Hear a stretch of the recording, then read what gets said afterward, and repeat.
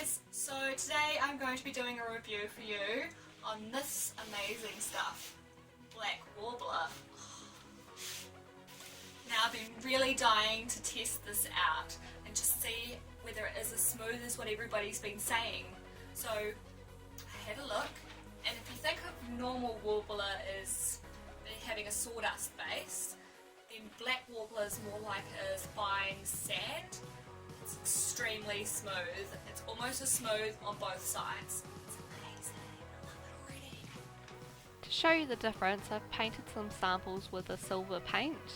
Here you can see the difference between normal Worbla, Black Worbla in the middle, and Black Worbla that I've primed with one coat of wood glue. Black Worbla definitely gets a big tip for smoothness, but let's see how it compares to regular Worbla when we use some standard armour techniques. Heat Worbla with a standard heat gun.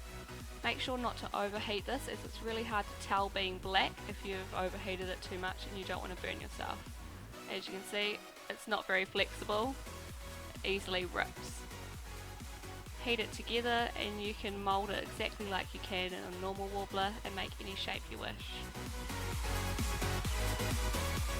Here we're going to use the sandwich technique. Heat one side of Black Worbla, put in your Eva foam or craft foam, and then heat the top layer of Black Worbla. Push them together, moving from the inside out. This way you remove as many air bubbles as you can at the same time. Once the edges are pressed together, then just cut around the edge. This is way easier to cut than normal Worbla. It almost feels like a foam than it does a plastic, so that's definitely a plus.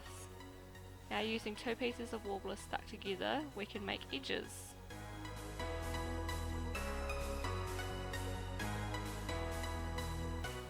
Heat up your scraps, and you can use this to do filigree work.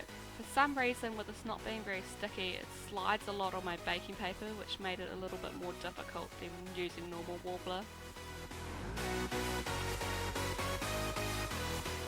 Now the great thing about Black Worbla is if you make a mistake, you can just peel the piece back off and it doesn't ruin the rest of your work. And then just stick it wherever else you like. You do have to make sure though that when you want a piece to stay in place, you need to stick it on really hard, otherwise it may start lifting. Right, so now that we've tried it out, what are the pros and cons for Black Worbla compared to regular Worbla? Well, Black Worbla, obviously a lot smoother than normal Worbla. You're going to save so much time with sanding and priming and sanding and priming. Sanding and priming and sanding and priming. You get the picture. So definitely big plus there. Also, it's easy to cut. For some reason it's a lot easier than regular Worbla. I think the fact that it feels more like a foam than plastic, it just seems to cut a lot easier, so that's definitely a big plus. The other thing is, it's not so sticky.